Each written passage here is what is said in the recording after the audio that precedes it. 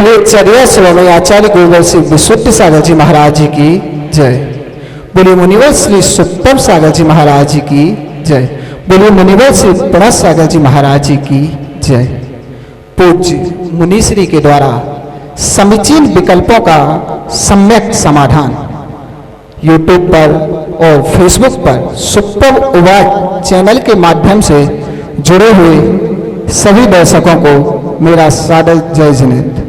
समीचीन विकल्पों का सम्यक समाधान पूज्य मुनिश्री के मुखारविंद से प्राप्त होगा, जिसमें देश विदेशों से ऑनलाइन पूछे गए क्वेश्चन और हमारे कुछ दर्शक लाइव पूज्य मुनिश्री से अपने समीचीन विकल्पों का सम्यक समाधान प्राप्त करेंगे।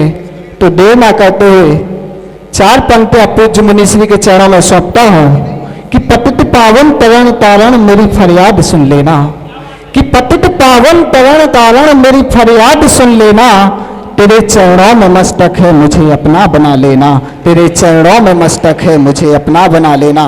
और अब पूज्य मुनिश्री प्रणव सागर जी महाराज के चरणों में निवेदन करता हूं कि मुनिश्री देश विदेशों से आए हुए समीचीन विकल्पों को पूज्य मुनिश्री सुप्तम सागर जी महाराज के समक्ष रखें और उन समीचीन विकल्पों का सम्यक समाधान पूज्य मुनिश्री हमें प्राप्त कराएं। पूज्य मुनिश्री के चरणों में नमोस्तु गुरुवर, नमोस्तु गुरुवर, नमोस्तु गुरुवर।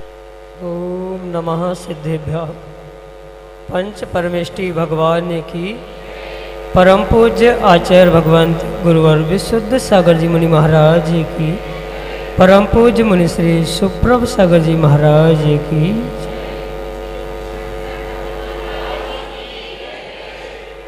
समीचीन विकल्पों का सम्यक समाधान। सम्यक ज्ञान की एक ऐसी अनूठी विधा जिसे परम पूज्य मुनिश्री ने सम्यक समाधान नाम दिया। देश के विभिन्न अंचलों से अनेकानेक समीचीन विकल्प हमें यहाँ प्रतिदिन प्राप्त हो रहे हैं और उनका आगमोक्त विधि से हम सभी परम पूज्य आचार्य भगवंत गुरुवर विशुद्ध सागर जी महाराज के मंगल सुभाषिष से उन्हीं के सुयोग्य शिष्य परम पूज्य मुनिश्री सुप्रभ सागर जी महाराज के माध्यम से प्रतिदिन उन समीचीन विकल्पों का सम्यक समाधान आगमुक्त विधि से प्राप्त कर रहे हैं। प्रारंभ करते हैं आज का सम्यक समाधान। और आज का पहला विकल्प ललितपुर उत्तर प्रदेश से गेंदालाल सतभैया, त्यागी वृत्ति संयोजक दिगंबर जैन पंचायत समिति, परम पूज्य मुनिश्री के चरणों में बारंबार नमोस्तु निवेदित करते हुए अपना समीचीन विकल्प रख रहे हैं कि महाराज जी विद्वानों या पंडितों की क्या योग्यता होना चाहिए। बिना चारित्र धारण किए हुए मात्र शाब्दिक ज्ञान के आधार पर क्या पंडित माना जा सकता है या नहीं। हमारे समीचीन विकल्प का सम्यक समाधान करने की अनुकंपा करें। नमोस्तु महाराज जी, नमोस्तु। ओम नमः सिद्धम परम पूज्य आचार्य भगवान गुरुवर विशुद्ध सागर जी महाराज की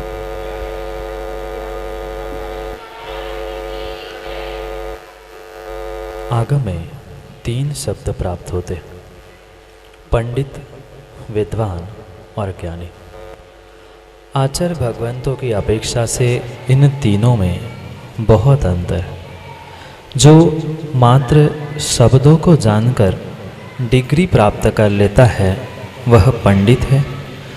जो उन शब्दों के साथ साथ थोड़े बहुत अर्थों को ही समझता है वह विद्वान कहलाता है। और शब्द अर्थ इन दोनों को जानने वाला ज्ञानी कहलाता है।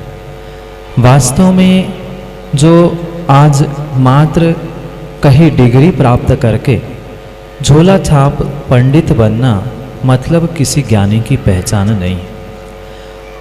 आगम के भी परिप्रेक्ष्य में आचार्य भगवंतों की अपेक्षा से परम सत्य यही बात हमें समझनी होगी। अनादि काल से जीव शब्दों का ज्ञान करते हुए पंडित तो बन चुका, पर वास्तविकता में जो शब्दों का ज्ञान ही ज्ञान आगम में बताया ही नहीं। आचार्य भगवंत समयसार जी में कहते हैं, आत्मज्ञानम स्वयं ज्ञानम ज्ञानात अन्यत करोति किम। आत्मा का ज्ञान ही ज्ञान है, शब्दों का ज्ञान मात्र ज्ञान नहीं है। वह एक साधन है आत्मा तक पहुंचने का। शब्दों के द्वारा उसके अर्थ, अर्थों के द्वारा उसके भाव और भावों से आत्मा भाव तक पहुंचना, यही उस ज्ञान का और शब्दों का वास्तविक क्रियान्वित करने का क्रम बताया। पर वर्तमान में जैसे बहुत सारे झोला छाप डॉक्टर घूम रहे हैं, बिल्कुल वैसे ही आजकल झोला छाप पंडित हो चुके।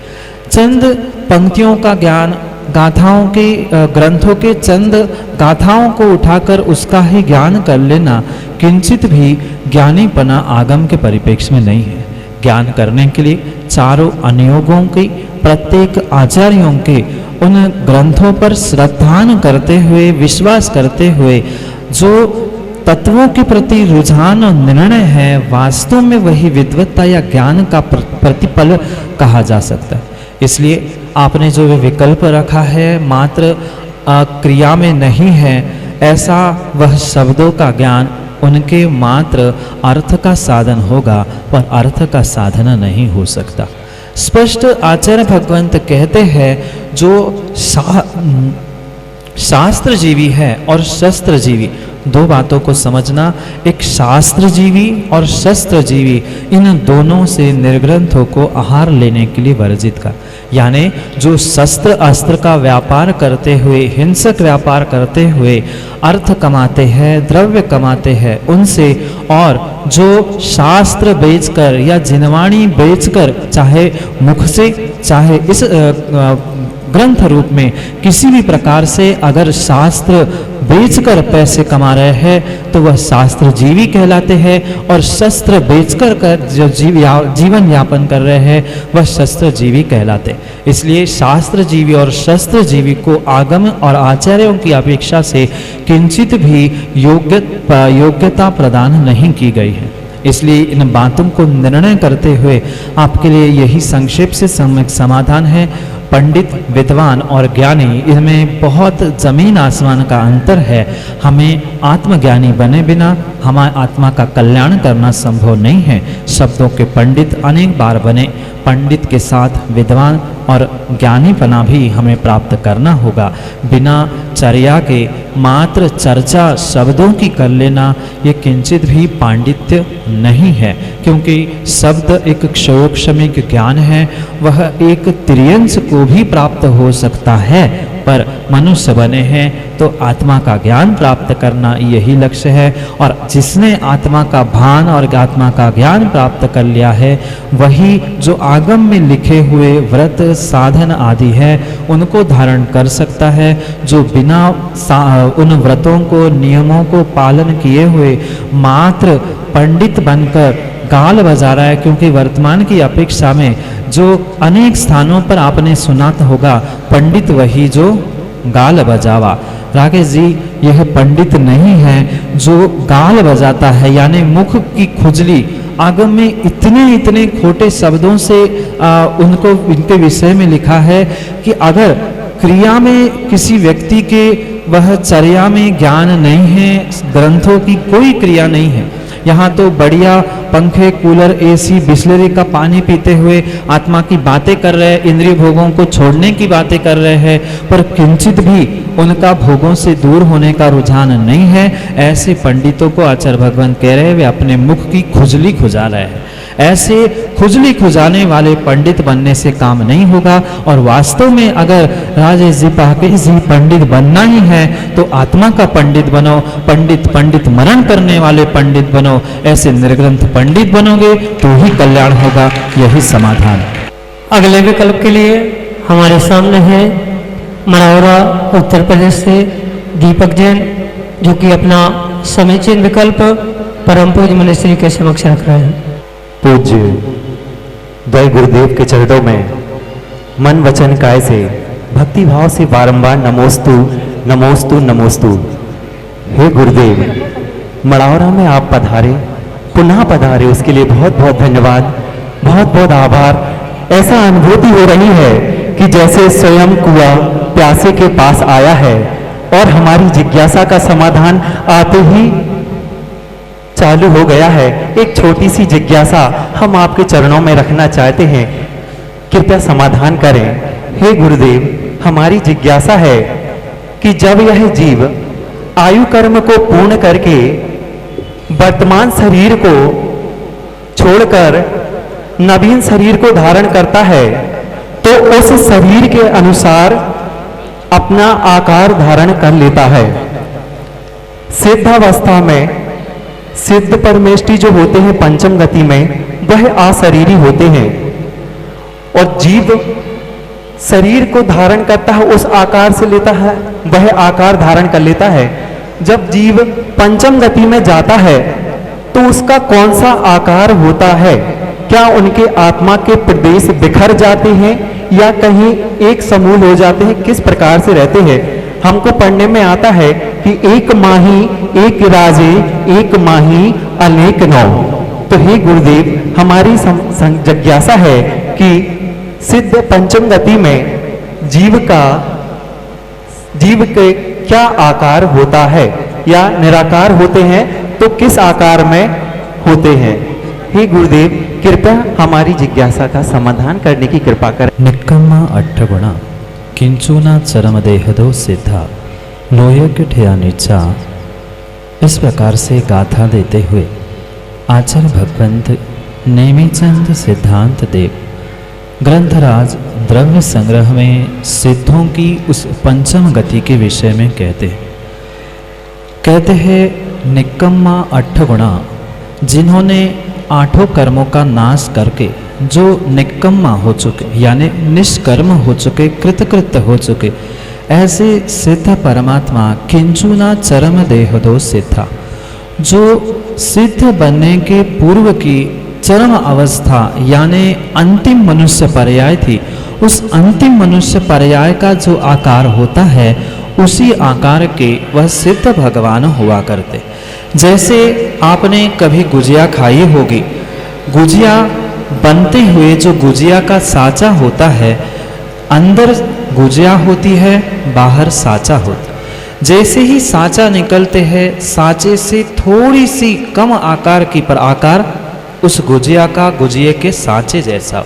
गुजिया नहीं देखी होगी, ईंट देखी होगी, तो ईंट भी बनने का एक साँचा हुआ कर, उस साँचा में व्यक्ति मिट्टी को भरता है और जैसे ही निकालता है, जैसा साँचे का आकार है, आकार वैसा ही होता है, पर किंचुना चरमदेहोदो सिद्धा, यानी किंचित न्यून होता है।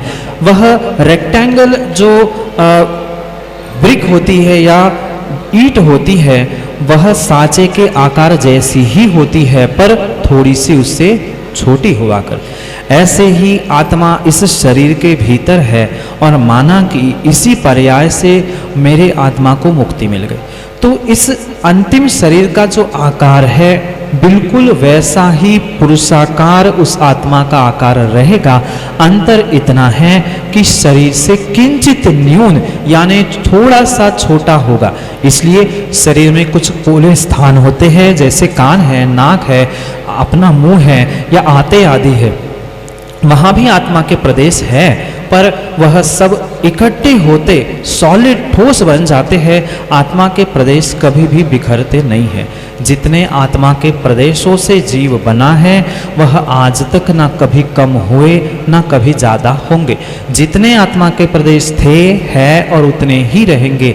अंतर इतना है, शरीर में जैसे आत्मा में अगुण लघुपना यानी शरीर के आकार के बनने की शक्ति है, ऐसे ही पंचम गति में जो अंतिम गति में, अंतिम पर्याय में, अंतिम शरीर में जीव होता है, बिल्कुल वैसा ही आकार।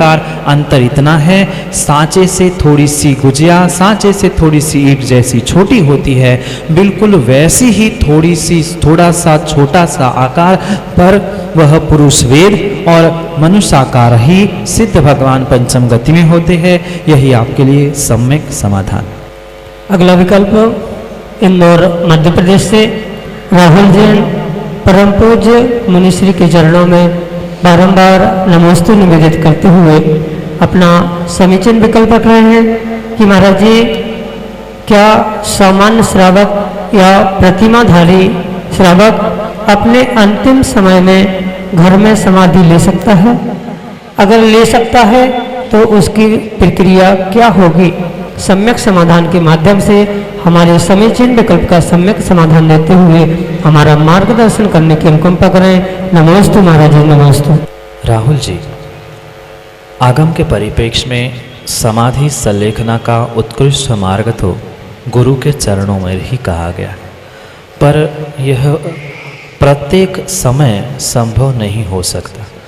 क्वचित कदाचित अचानक स्वास्थ्य बिगड़ गया और त्यागी व्रति है, उसने गाड़ी वाहन का भी त्याग कर लिया है। अब वह घर में यही सोचते हुए तड़पता रहेगा, मैं गुरु के पास पहुंचता तो ऐसा होता, मैं ऐसा करता तो ऐसा होता। उससे अच्छा ये है जो जिस स्थान पर है वहीं पर अपने निर्मल भावों के साथ समाधि को प्राप्त कर ले। पर यह किंचित भी राजमार्ग नहीं है। राजमार्ग तो गुरु के चरणों में बैठकर गुरु के सामने ही शरीर भोग आदि सभी का त्याग करते हुए दिगंबर दीक्षा या आर्य का दीक्षा लेकर ही समाधि करना उत्कृष्ट राजमार्ग का। पर क्वचित कदाचित ये संभव नहीं है तो त्यागी व्रति है, प्रतिमाधारी है, तो अपने घर में भी वह अपने मन से समाधि ग्रहण कर सकता है। पर यह राजमार्ग नहीं है। मैं बार बार इसलिए कह रहा हूँ, अगर मैंने ऐसा कह दिया तो कल हर व्यक्ति कहेगा हमने घर में समाधि ले ली, हमने ये छोड़ दिया, हमने वो त्याग कर दिया। क्योंकि जब तक निर्यापकाचार यानी जो समाधि संपन्न कराने वाला आचार गुरु नहीं बनाया जाता, तब तक वह समाधि निर्विघ्न रूप से नहीं हो सकती और वह समाधि फलीभूत भी नहीं हो सकती। इसलिए समाधि प्राप्त करने के लिए अगर आप घर में किसी विषमता के कारण बाहर नहीं निकल पा रहे हो तो कोई बात नहीं, आप वही घर में बैठकर प्रयास यही करना। अगर कुछ समय आपके पास शेष हो तो मरण कंडिका, भगवती आराधना आदि ग्रंथों में जिस क्रम से उसका व्याख्यान किया गया है, क्योंकि एक शपथ की जो समाधि लेता है उसे शपथ कहते हैं। ऐसे शपथ के लिए लगभग 40-50 निर्ग्रंथ साधुओं की आवश्यकता उत्कृष्टते आगम में बताई गई। घर में हमें कोई निर्देशनाचार, कोई हमें व्यवस्थित निर्यापकाचार मिलना संभव नहीं होता है, इसलिए निषेध है। पर विषमता के समय में स्वयं के जो कंठ में जिनवाणी है, स्वयं का शरीर, स्वयं की कषाय, इन दोनों को क्रम से कृष करते हुए अपना काल नज़दीक आया समझकर किसी विशिष्ट निमित्त ज्ञानी यानी ज्योतिष जानने वाले किसी व्यक्ति से वास्तविकता का बोध करते हुए हम उस समाधि को घर में भी बैठकर धारण कर सकते हैं। पर ज़रूरी यह है कि हमें थोड़ा बहुत उसके विषय में ज्ञान होना आवश्यक। क्वचित कदाचित हमें ज्ञान नहीं है तो नगर में कुछ विशेष त्यागी व्रति होते हैं, स्वाध्यायी हुआ करते हैं, जो ज्ञानी विद्वान हुआ करते हैं, उनको बुलाकर हम समाधि मरण ले सकते हैं। उसमें किंचित भी दोष नहीं है। पर यह ज़रूरी है घर में भी बैठकर निराकुलता होना आवश्यक है। घर में रहते हुए इसको बुलाओ मेरी समाधि चल रही है, उसको बुला कह दो मैं समाधि कर रहा हूँ, किंचित भी ये समाधि नहीं कहलाएगी। घर में ना रह के उत्कृष्ट है आप त्यागी व्रति है, समाज की कोई धर्मशाला, सामाजिक कोई स्थान हो, वहाँ पहुँचकर सभी अन्य त्यागी व्रतियों को बुलाकर अगर आप नगर नहीं छोड़ पा रहे हो, इस प्रकार से भी आप अपने नगर स्थान में और घर में समाधि कर सकते हो। यही संक्षेप से आपके लिए सम्यक समाधान। अगले विकल्प के लिए हमारे सामने है देवेंद्र जैन डीके, जो कि अपना समीचीन विकल्प परम पूज्य मुनिश्री के समक्ष रख रहे हैं। तो हमारा जो एक विकल्प है, गुरुवर से जिस चीज का समाधान चाहते हैं वह गुरुवर के श्री चरणों में हमारा विकल्प यह है गुरुवर कि आगम किसे कहते हैं। जो वक्ता बोलता है वो कहता है हम आगम सम्मत बोल रहे हैं। अलग अलग मुनिराजों की, आचार्यों की आगम जनवाणी भी देखते हैं, तो हम किस जनवाणी को आगम सम्मत माने,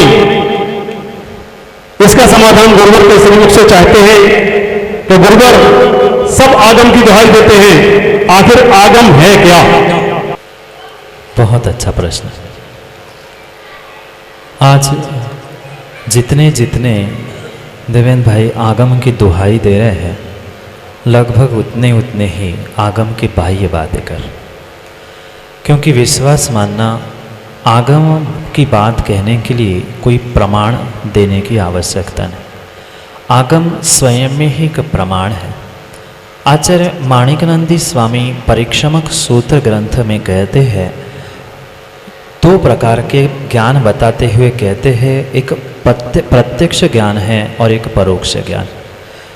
जो आत्मा के निमित्त से होता है वह प्रत्यक्ष है, और उसके अलावा भी परोक्ष ज्ञान के 5 भेद बता, स्मृति, प्रतिविज्ञान, तर्क, अनुमान और आगम भेदात। ये परोक्ष ज्ञान के 5 भेद बताते हुए अंतिम शब्द है आगम। और उस आगम को परिभाषित करते हुए आचार्य भगवंत कहते हैं, आप्त निबंधनात् आदि सूत्र देते हुए कहते हैं कि आप्त के द्वारा जो शब्द से या शरीरादिक संकेत से जो भी कथन किया गया है वह प्रत्येक आप्त का यानी तीर्थंकर प्रभु का कथन ही आगम कहा गया है। चाहे वह छोटा सा बालक तीर्थंकर भगवान की वाणी के अनुरूप बात कर रहा है तो वह आगम की बात कर रहा है, और बड़ा से बड़ा कोई 70-80 वर्ष का वृद्ध विद्वान भी आगम की दुहाई देते हुए एक अक्षर भी तीर्थंकर के वाणी की विपरीत कथन कर रहा है तो वह किंचित भी आगम नहीं है, आगमाभास कहा है। जो जैसा नहीं है उसको वैसा कहना, तदोन्यत तदाभासा, आगमाभास कहा गया। जो आगम में लिखा ही नहीं है उसे आगम कहना, ये आगमाभास है। ये परम सत्य है। आप अकेले ही इस भारत देश में इस प्रश्न को लिए हुए नहीं है। आज की युवा पीढ़ी भी इस आगम को लेकर बहुत सारे स्थानों पर भ्रमित है, क्योंकि जैसे ही आपने कहा हर कोई आता है, हर कोई आगम की ही बात कहता है, पर उस आगम को सत्य समझने के लिए श्रावकों को अपनी मोह नींद से उठते हुए माँ स्वयं से आगम का स्वाध्याय करना होगा। क्योंकि आज तक बाबा वाक्यम प्रमाणम, जो बाबा कहते हैं, जो ये कहता है, उनकी बातों पे मानकर हम आज तक सम्यक से रहित रहे हैं। अब हमारे सामने जिनवाणी है और ऐसी जिनवाणी का स्वाध्याय परीक्षा पूर्वक करना वास्तव में हमारे लिए परम परम आवश्यक है। क्योंकि आगम मात्र मैंने सुप्रभ सागर ने कुछ ग्रंथ लिख लिए, वह आगम नहीं है। तीर्थंकर की वाणी में जो शब्द या संकेत, दोनों बातों को समझना। आप्त यानी जो 18 दोषों से रहित है, वीतराग सर्वज्ञ है, उनको रत्नकर्ण श्रावकाचार्य में आचार्य भगवंत आप्त कहते। ऐसे आप्त के द्वारा, तीर्थंकर के द्वारा, उनकी दिव्य ध्वनि से और उनके शब्द और शरीर आदि के संकेतों से जो भी हमें प्राप्त हुआ है उसे ही मात्र आगम कहा जाएगा। किंचित भी अन्य कोई भी आगम के परिप्रेक्ष्य में आता ही नहीं है। मैं भी हर स्थान पे यही कहता हूँ, मैं कह रहा हूँ इसलिए मत मानना। पूर्वाचार्यों को पढ़ना तो ही आगम का निर्णय संभव है, क्योंकि बाबा वाक्यम प्रमाणम कहते कहते हम सदियां बीत चुकी। निर्णय तत्व का आगम से करना, पर आगम मात्र किसी की मनमानी नहीं है। दिव्य ध्वनि से खिरी हुई जिनवाणी ही आगम है, वह मनमानी या जनवाणी किंचित भी आगम नहीं कहलाती है। जो आपके मन में विकल्प आया है, यह इस कारण से आया है कि वर्तमान में बहुत सारे जीव मात्र आगम आगम आगम दिन रात आगम रटते हैं, पर आगम में जी नहीं पाते हैं, ना आगम में कह पाते। कम से कम आचार्यों ने यही कहा है कि अगर आगम में हम जी नहीं पा रहे हैं तो कम से कम आगम कहो तो तुम्हारा सम्यक दर्शन साबुत रहेगा, अन्यथा तुम सम्यक से भी च्युत हो जाओगे। इसलिए तीर्थंकर की वाणी ही आगम है, उसमें किंचित भी मेल मिलाप आगम नहीं है। पूर्वाचार्यों ने उन तीर्थंकर के वाणी के अनुसार जो लिखा है वही परम सत्य है। कोई ऐसा भी अगर डी के भाई कहे कि वे पूर्वाचार्य 9वें 10वीं सदी के हैं उनको नहीं, अपितु आज के उनको हम मानेंगे। तो आज आप तो 21वीं सदी के हो, वे पूर्वाचार 10वें सदी के हैं, हमें पूर्वाचार प्रमाण है। माना कि क्वचित कदाचित 2 प्रमाण भी मिल रहे हैं तो भी हमें यही निर्णय करना है उभय वाक्यम प्रमाणम। जब तक हम किसी केवली के पादमूल में नहीं पहुंच रहे या हम किसी स्वयं केवली नहीं बन रहे हैं, तब तक हमें ये सम्यक श्रद्धान करना आवश्यक है, तभी मेरा सम्यक दर्शन शाश्वत रहेगा, अन्यथा मैं भी सम्यक से च्युत हो जाऊंगा। इसलिए तीर्थंकर की वाणी, उनके संकेत, उनका शब्द रूप आदि से किया गया प्रत्येक संकेत आगम है, अन्य नहीं, अन्यथा नहीं। आज के अंतिम विकल्प के लिए हमारे सामने है प्रतिष्ठाचार्य बाल ब्रह्मचारी राकेश भैया जी, आगरा उत्तर प्रदेश से, जो कि अपना समीचीन विकल्प परम पूज्य मनीश्री के समक्ष रख रहा है। गुरुवर के चरणों में नमोस्तु निवेदित करते हुए मेरे मन की आज जिज्ञासा है, मेरे इनका मन की आज एक विकल्प है, उनको आपके चरणों में 4 लाइनों के माध्यम से कह रहा हूं कि निर्विकारी बने वस्त्रयंबर किए, राग को छोड़कर तुम दिगंबर हुए, शुभ्र सागर गुरु जी 2 चरण में शरण, हो समाधि मरण आपको है नमन, हो समाधि मरण आपको है नमन। नमोस्तु गुरुवर। एक तरफ आचार्य शिवकोटि महाराज ने भगवती आराधना में लिखा कि ये जीव एक बार समीचीन रूप से यदि समाधि मरण कर ले तो कम से कम 2-3 भव और ज्यादा से ज्यादा 7-8 भव में मुक्ति को प्राप्त कर लेता है। उधर पंडित दौलत राम जी कहते हैं कि मुनि पद धार्य अनंतवार ग्रहवक उपजायो, पैनिज आत्म ज्ञान बिना सुख लेसन पायो। गुरुवर इधर तो 2-3 भव कह रहे हैं, 2-3 या 7-8 भव, और उधर अनंतों भाव धरने के बावजूद भी मुक्ति को ये जीव प्राप्त क्यों नहीं हुआ? इस मेरे समीचीन विकल्प का गुरुवर आप समीचीन समाधान करें। नमस्ते गुरुवर। दोनों ने कही हुई बात परम सत्य है। अंतर इतना है कि दोनों का अभिप्राय भिन्न भिन्न है। जीव ने आज तक दोनों के भिन्न भिन्न अपेक्षाओं को और भिन्न भिन्न अभिप्रायों को समझना ही नहीं चाहे। जहाँ पंडित जी कह रहे हैं कि अनंत बार मुनिव्रत धार ग्रहवेग तक उपजाओ, वहाँ उनका अभिप्राय मात्र द्रव्य लिंग से है। वे स्पष्ट शब्दों में कह रहे हैं मुनि व्रत धार, मात्र मुनि के व्रत धारण किए हैं, मुनि बने नहीं हैं। उन्होंने मुनि बना ऐसा कहा होता तो कुछ विकल्प की बात थी, पर पंडित जी ने परम सत्य कहा है, मुनि व्रत मात्र भेष में धारा है, भावों से नहीं धारण किया। जीव ने अगर भावलिंग प्राप्त किया है तो भावलिंग धारण करने वाला नियम से 32 भाव में समाधि मरण के द्वारा मुक्ति को प्राप्त करता ही करता है। और उसमें उसने अगर समाधि के साथ साधना की है, मात्र एक भावलिंगी श्रवण, एक बार भी वह भावलिंगी बना है तो 32 भाव से अधिक उसके भाव होना संभव नहीं है। और उसमें भी फिर उसने समाधि मरण कर लिया है। सल्लेखना सहित जो शिवकोटि स्वामी ने सल्लेखना की बात की है, उस सल्लेखना को प्राप्त करता है तो नियम से 7-8 या कम से कम 2-3 भाव में तो वह मुक्ति को प्राप्त ही कर लेगा। अंतर इतना है, जो शिवकोटि स्वामी की व्याख्या है वहाँ पर भावलिंग से अपेक्षा है, और जहाँ पंडित जी की कथन की व्याख्या है वहाँ पर द्रव्यलिंग से अपेक्षा है। द्रव्यलिंग और भावलिंग की अपेक्षा से भिन्न भिन्न कथन है, अन्य नहीं अन्यथा नहीं। यही आपके लिए संक्षेप से सम्यक समाधान। आप सभी सुन रहे थे पूज्य मुनिश्री के मुखारविंद से समीचीन विकल्पों का सम्यक समाधान।